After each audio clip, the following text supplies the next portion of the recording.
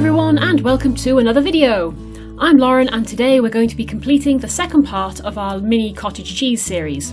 So if you haven't already seen the first video, I suggest you go back and watch that one. It's about making a cultured buttermilk and you're going to need that in order to make the cheese. So in order to make cottage cheese you're going to need about 100 ml of your cultured buttermilk.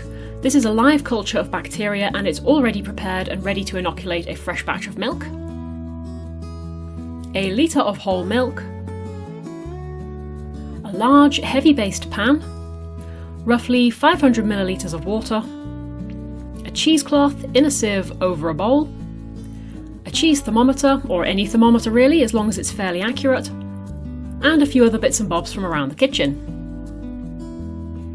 So the first thing we need to do is culture more of the buttermilk. This culture of mine has been sitting in the fridge for about 6 days or so now, but it's still perfectly alive and it's ready to multiply. And all we need to do is add about 100 ml of the buttermilk culture into our whole milk, which I've already poured into the pan.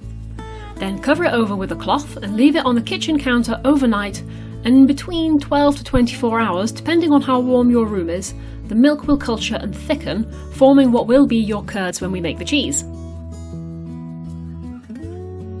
Now you can use a knife to cut the curd into cubes. This will help them to break up evenly when we cook the curds through.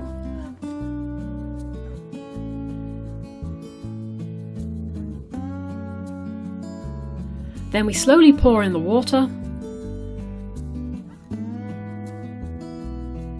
And now we're going to heat the pan up until it reaches between 35 and 40 degrees Celsius. And we're going to use that heat to gently cook the curds for about 15 minutes, stirring occasionally to break the curds up and to make sure that they don't stick to the bottom of the pan.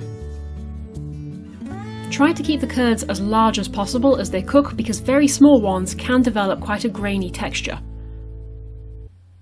Don't let the temperature get above 40 degrees, otherwise you'll kill off the bacteria and we want that to remain alive because cottage cheese is actually a bio cheese, so it's still a living culture that's in there, and that's when the mild tangy flavour comes from.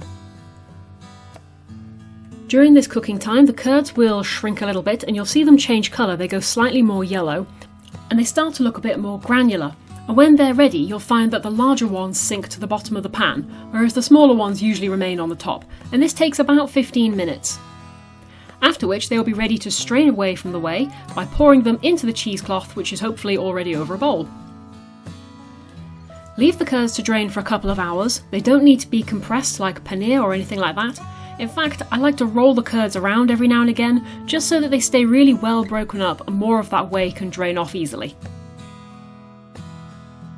And after a couple hours of draining, your cottage cheese is ready. So you can either eat the soft, slightly tangy curds as they are, or you can add a few tablespoons of the buttermilk back in order to make it a more creamier consistency.